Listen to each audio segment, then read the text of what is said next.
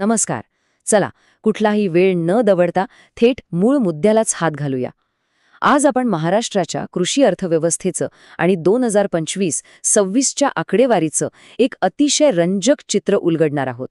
तुम्ही स्पर्धा परीक्षांची तयारी करत असाल किंवा अर्थकारणात रस असेल, राज्याचा आर्थिक डोलारा नेमका कसा उभा आहे हे समजून घेण्यासाठी हे विश्लेषण तुमच्या नक्कीच फायद्याचं ठरेल.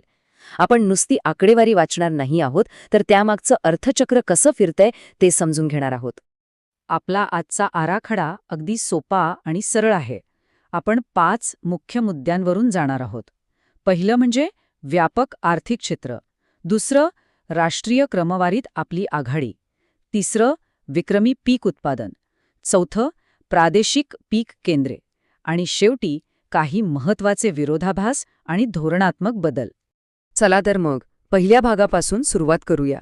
व्यापक आर्थिक क्षेत्र. महाराष्ट्राची अर्थव्यवस्था खऱ्या अर्थाने समजून घ्यायची असेल तर सर्वात आधी या भक्कम पायाकडे लक्ष देणं अत्यावश्यक आहे. 11 ते 12% हा आकडा राज्याच्या एकूण GSDP मधला कृषी क्षेत्राचा वाटा दाखवतो. महाराष्ट्र हे तसा देशातला एक प्रमुख औद्योगिक आणि सेवा केंद्रित राज्य मानलं जातं. पण असं असूनही कृषी क्षेत्राचा हा 2 अंकी वाटा अर्थव्यवस्थेचा खरा कणा आहे. हे फक्त उत्पादन नाहीये, तर ग्रामीण अर्थव्यवस्थेला चालना देणारं ते एक भक्कम इंजन आहे. पण खरी गोम इथे आहे. उत्पन्नातला वाटा 12% असला तरी राज्याच्या एकूण मनुष्यबळापैकी निम्म्याहून अधिक म्हणजे तब्बल 50%पेक्षा जास्त रोजगार थेट याच क्षेत्रावर अवलंबून आहे.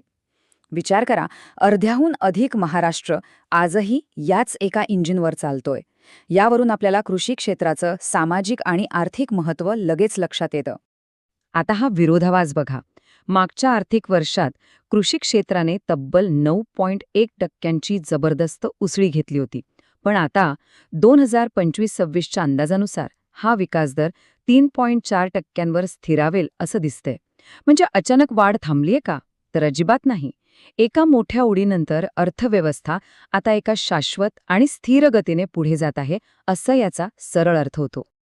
आता वळूया दुसऱ्या भागाकडे, राष्ट्रीय क्रमवारीत आघाडी. हे चित्र थोडं अधिक व्यापक करून पाहूया. अनेक महत्त्वाच्या पिकांमध्ये महाराष्ट्र संपूर्ण देशात अव्वल स्थानावर कसा विराजमान आहे हे पाहणं खरोखरच थक्क करणारं आहे. या यादीवर नजर टाकली तर राज्याची मक्तेदारी लगेच स्पष्ट होते. द्राक्षे, डाळिंब, ज्वारी, तूर आणि संत्री या सगळ्यात आपण नंबर 1 आहोत. आणि कांद्याचं तर विचारूच नका. संपूर्ण जगाच्या एकूण उत्पादनापैकी तब्बल 25% कांदा एकट्या महाराष्ट्रात पिकतो. जगातला दर 4था कांदा आपल्या मातीतला आहे. हे खरंच अभिमानास्पद आहे आणि जागतिक अर्थव्यवस्थेतलं आपलं वजन दाखवून देतं. इथला कळीचा मुद्दा म्हणजे आंतरराज्यीय पातळीवरची अटीतटीची स्पर्धा. ऊस आणि कापसासारख्या नगदी पिकांमध्ये आपण भक्कमपणे दुसऱ्या क्रमांकावर आहोत. ऊसासाठी आपली थेट टक्कर असते उत्तर प्रदेशसोबत, तर कापसासाठी आपण गुजरातशी स्पर्धा करतोय. आणि याच स्पर्धेमुळे राज्याच्या साखर कारखान्यांना आणि सूतगिरण्यांना एक मोठी चालना मिळते. मका आणि सोयाबीनमध्येही आपली पकड खूप मजबूत आहे. आता तिसऱ्या भागाकडे येऊया. विक्रमी पीक उत्पादनाचा कल 2024-25 आणि 25-26च्या हंगामाकडे पाहिलं तर पावसाचा खूप सकारात्मक परिणाम दिसून येतो. सरासरीच्या 118% झालेल्या पावसामुळे आकडेवारीत अक्षरशः आमूलाग्र बदल घडलाय. मक्याचं उत्पादन बघा, तब्बल 100%हून अधिक, म्हणजे ते अक्षरशः दुप्पट वाढलंय. इथेनॉल आणि पशुखाद्याची वाढती मागणी हे यामागचं प्रमुख कारण आहे. पण त्याचवेळी ऊसाच्या उत्पादनात मात्र 6.6%ची किंचित घट पाहायला मिळतीये. पीक रोटेशन आणि पाण्याचं नियोजन शेतकरी आता कसं गांभीर्याने घेतोय हे यातून स्पष्ट दिसतं. एकूण उत्पादन किती अवाढव्य आहे हे यातून लगेच लक्षात येतं. कापसासारखं नगदी पीक 100 लाख टनाहून अधिक उत्पादनासह शिखरावर आहे. त्यापाठोपाठ अन्नधान्य आणि सोयाबीनचा मोठा वाटा आहे. आपला शेतकरी आता केवळ पारंपरिक पिकांवर अवलंबून न राहता नगदी आणि गळीत धान्यांमध्ये कसा उत्तम समतोल साधतोय हे खरोखरच नोंद घेण्यासारखं आहे. चौथा भाग, प्रादेशिक पीक केंद्रे. आता ही एवढी प्रचंड आकडेवारी प्रत्यक्ष जमिनीवर कुठे पिकते? चला, राज्याच्या नकाशावर हे जिल्हे आणि त्यांची ताकद समजून घेऊया. फलोत्पादनाचा विषय निघाला की नाशिकचं कोणीच हात धरू शकत नाही. द्राक्षे आणि कांद्याचं हे सर्वात मोठं केंद्र आहेच, पण भारताची वाईन कॅपिटल ही स्वतःची ओळख नाशिकने अत्यंत सार्थ ठरवली आहे. या एका जिल्ह्याने संपूर्ण राज्याच्या कृषी पर्यटनाला आणि निर्यातीला एका वेगळ्याच उंचीवर नेऊन ठेवल्या. भौगोलिक रचनेनुसार प्रत्येक विभाग कसा विशेषीकृत झालाय ते बघा. विदर्भ आणि मराठवाडा हा कापूस आणि सोयाबीनचा मुख्य पट्टा बनलाय. पश्चिम महाराष्ट्र हा ऊसाचा बालेकिल्ला आहे. अहमदनगर आणि सोलापूरमध्ये मक्याचं उत्पादन वेगाने वाढतंय, तर आपला कोकण हापूस, सांबा आणि काजूसाठी जगप्रसिद्ध आहे. या सर्व प्रादेशिक क्षमता एकत्र येतात तेव्हाच राज्याची ही बलाढ्य कृषी अर्थव्यवस्था आकार घेते. 326.88 लाख मेट्रिक टन हा फलोत्पादनाचा प्रचंड मोठा आकडा आहे. आणि हा केवळ एक नंबर नाहीये बरं का. शेतकरी आता पारंपरिक शेतीकडून उच्च मूल्य असलेल्या नगदी पिकांकडे आणि फळबागांकडे कसा वेगाने वळतोय याचा हा थेट पुरावा आहे.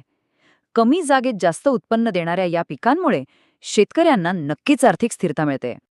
आता शेवटचा आणि अत्यंत महत्त्वाचा भाग, विरोधाभास आणि धोरणात्मक बदल. एकीकडे आपण कृषी क्षेत्रातील राज्याचं हे निर्विवाद वर्चस्व पाहिलं, पण पायाभूत सुविधांकडे बारकाईने पाहिलं तर एक मोठा प्रश्न उभा राहतो. हे एक मोठं कोड आहे. संपूर्ण भारतात सर्वाधिक धरणं आपल्या महाराष्ट्रात आहेत. तरीही राज्याचं प्रत्यक्ष सिंचित क्षेत्र केवळ 18 ते 20% आसपास का रेंगाळतंय? हा प्रश्न थोडा विचार करायला लावणारा आहे. संसाधन व्यवस्थापन, पाण्याचं असमान वाटप आणि अपूर्ण प्रकल्प यांसारख्या आव्हानांवर अजूनही बरंच काम करणं बाकी आहे, हेच यातून समोर येतं.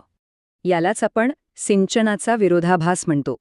पण या समस्येवर महाराष्ट्राने एक अतिशय प्रभावी आणि भन्नाट उपाय शोधलाय, तो म्हणजे ठिबक सिंचन. भूपृष्ठ सिंचन कमी असलं तरी मायक्रो इरिगेशन म्हणजेच ठिबक सिंचन वापरण्यात महाराष्ट्र संपूर्ण देशात आघाडीवर आहे. कमी पाण्यात जास्तीत जास्त पीक घेण्याचं हे तंत्रज्ञान राज्यासाठी खऱ्या अर्थाने वरदान ठरत आहे. आता भविष्याकडे पाहताना बांबू उद्योग धोरण 2025 हे एक अत्यंत क्रांतिकारी पाऊल ठरणार आहे. राज्याच्या तब्बल 16 लाख हेक्टरपेक्षा जास्त क्षेत्रासाठी हे धोरण एक गेम चेंजर ठरू शकतं. शाश्वत शेती आणि शेतकऱ्यांना पर्यायी उत्पन्नाचं साधन म्हणून बांबू अर्थव्यवस्थेला एक पूर्णपणे नवीन दिशा देईल यात शंका नाही. तर मग या नवीन बांबू धोरणामुळे आणि बदलत्या तंत्रज्ञानामुळे महाराष्ट्राच्या कृषी क्षेत्रात पुढची मोठी क्रांती कशी असेल आणि या सगळ्या धोरणांमुळे आपले ते नॅशनल रँकिंग्स भविष्यात कसे बदलतील, ह्या एका अतिशय महत्त्वाच्या प्रश्नासोबतच मी आजचं हे विश्लेषण इथेच थांबवतो. या सगळ्या आकडेवारीकडे एका नव्या दृष्टिकोनातून पाहायला नक्कीच विसरू नका. धन्यवाद.